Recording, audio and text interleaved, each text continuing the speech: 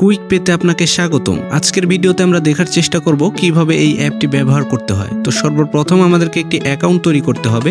তো আমি create a new account এই লেখার উপর ক্লিক করে দিচ্ছি।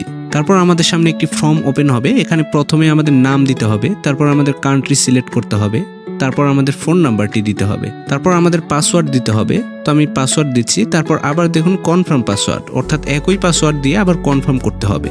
তারপর আমরা কেমন অ্যাকাউন্ট তৈরি করতে চাচ্ছি সেটা সিলেক্ট করতে হবে। তো আমি বিজনেস অ্যাকাউন্ট সিলেক্ট করে নেক্সট অপশনে ক্লিক করে দিচ্ছি। তারপর আমাদেরকে একটি সেলফি নিতে হবে। তো আমাদের ফোনের ক্যামেরা চালু হয়ে গিয়েছে।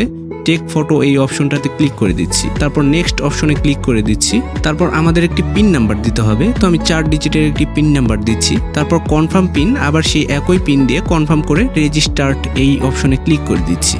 তারপর দেখুন আমাদের সামনে সবকিছু শো করছে, আমরা কোন কোন অপশন দিয়েছি এগুলো চেক করে দেখে নেবেন যে সবকিছু ঠিক রয়েছে কিনা। তারপর নিচে দেখুন একটা টিক মার্ক দিতে হবে। এই অপশনটাতে টিক মার্ক দিয়ে সাবমিট বাটনে ক্লিক করে দিচ্ছি। তারপর আই এগ্রি অ্যাক্টিভ অ্যাকাউন্ট এই অপশনটাতে ক্লিক করে দিচ্ছি। তাহলে আমাদের অ্যাকাউন্ট তৈরি করা হয়ে যাবে। তো এখন আমাদেরকে আবার লগ ইন করতে হবে। তো আমরা যে ফোন নাম্বারটি দিয়ে অ্যাকাউন্ট তৈরি করেছিলাম সেই ফোন নাম্বার এবং পাসওয়ার্ড দিয়ে লগ ইন বাটনে ক্লিক করে দিচ্ছি। তারপর আমাদের পিন নাম্বারটি দিতে হবে। তো আমাদের পিন নাম্বার দেওয়ার পর অটোমেটিক আমাদের অ্যাকাউন্টে প্রবেশ করতে পারবো। তো এখন আমরা দেখার চেষ্টা করব কিভাবে অ্যাকাউন্টের পিন অথবা পাসওয়ার্ড পরিবর্তন করতে হয়। তো উপরে প্রোফাইল আইকন এখানে ক্লিক করে দিচ্ছি। ক্লিক করার পরে দেখুন নিচে পিন চেঞ্জ এবং পাসওয়ার্ড চেঞ্জ নামে দুটো অপশন রয়েছে। আমরা যদি পিন নাম্বারটি চেঞ্জ করতে যাই সেক্ষেত্রে প্রথমে আমাদেরকে ওল্ড পিন দিতে হবে, অর্থাৎ প্রথমে আমরা যে পিন দিয়েছিলাম সেটা দিতে হবে। তারপর আমাদের নিউ পিন নাম্বারটি সেট করতে হবে। তারপর কনফার্ম পিন, এখানে আবার সেই নতুন পিন নাম্বারটি দিয়ে চেঞ্জ পিন এই অপশনে ক্লিক করে দিলেই আমাদের পিন নাম্বারটি চেঞ্জ হয়ে যাবে। তো ঠিক একইভাবে আপনারা পাসওয়ার্ডটাও পরিবর্তন করতে পারবেন। আপনারা যদি এই অ্যাপ সম্পর্কে আরও বিস্তারিত জানতে চান বা এই অ্যাপের প্রাইভেসি পলিসি সম্পর্কে জানতে চান সেক্ষেত্রে অ্যাপের উপরে ডান কর্নারে দেখুন 3 লাইন আইকন রয়েছে, এখানে ক্লিক করে দিবেন। তারপর সর্বপ্রথম অ্যাবাউট কোম্পানি নামে একটি অপশন রয়েছে, এখানে ক্লিক করে দিলেই তাদের সমস্ত ইনফরমেশন এখানে শো করবে। প্রথমে ট্রেড লাইসেন্সের একটা ফটো দেওয়া রয়েছে, তারপর প্রাইভেসি পলিসি সম্পর্কে লেখা রয়েছে। তো এখান থেকেই তাদের কোম্পানি সম্পর্কে সমস্ত ইনফরমেশন পেয়ে যাবেন।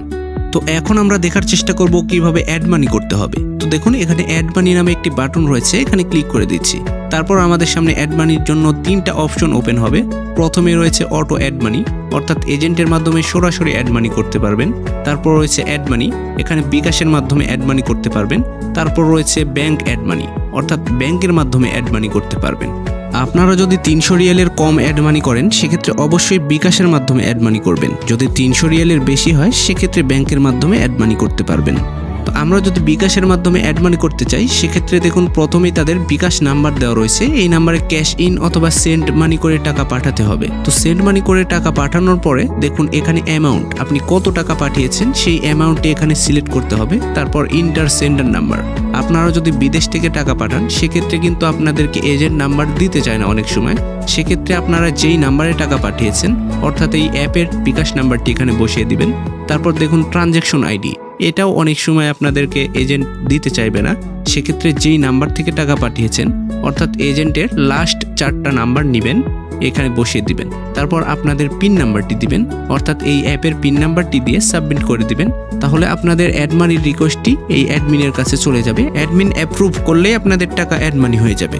তারপরে যদি ব্যাংক অ্যাড মানি এই অপশনে যান তাহলে দেখতে পাবেন এখানে আপাতত 3টা ব্যাংক রয়েছে। প্রথমে রয়েছে মালয়েশিয়ার জন্য, তারপর রয়েছে সৌদি আরবিয়া, তারপর রয়েছে ওমান। আস্তে আস্তে আরও বিভিন্ন দেশের ব্যাংক এখানে যুক্ত হবে। তো আমরা যদি মালয়েশিয়া থেকে টাকা পাঠাতে চাই সেক্ষেত্রে প্রথম ব্যাংকে টাকা পাঠাতে হবে। এই অ্যাকাউন্ট নাম্বারটি কপি করে আপনার ব্যাংক থেকে টাকা পাঠিয়ে দিবেন। তারপর এই অপশনটাতে ক্লিক করলে আমাদের সামনে দেখুন একটি ফর্ম ওপেন হবে। এখানে প্রথমে আপনার ব্যাংকের নাম দিতে হবে, অর্থাৎ কোন নামে আপনার ব্যাংক অ্যাকাউন্টটি রয়েছে। তারপর আপনার ব্যাংকের অ্যাকাউন্ট নাম্বার দিতে হবে।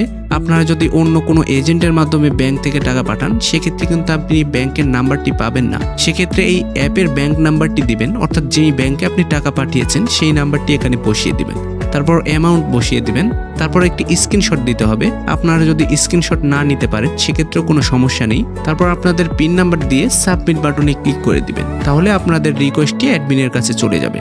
আপনারা সর্বমোট কত টাকা অ্যাড মানি করেছেন বা কত টাকা আপনাদের পেন্ডিংয়ে রয়েছে অথবা কত টাকা এখান থেকে উত্তোলন করেছেন তার যদি হিস্টোরি দেখতে চান তাহলে দেখুন নিচে অল হিস্টোরি নামে একটি অপশন রয়েছে, এখানে ক্লিক করলে আপনার সমস্ত হিস্টোরি দেখতে পাবেন। তারপরে মনে করুন আপনি টাকা অ্যাড মানি করেছেন কিন্তু সেটা অ্যাপ্রুভ হচ্ছে না, বা আপনি টাকা সেন্ড মানি করেছেন সেটা সঠিক তথ্য দিতে পারছেন না, সেক্ষেত্রে দেখুন সাপোর্ট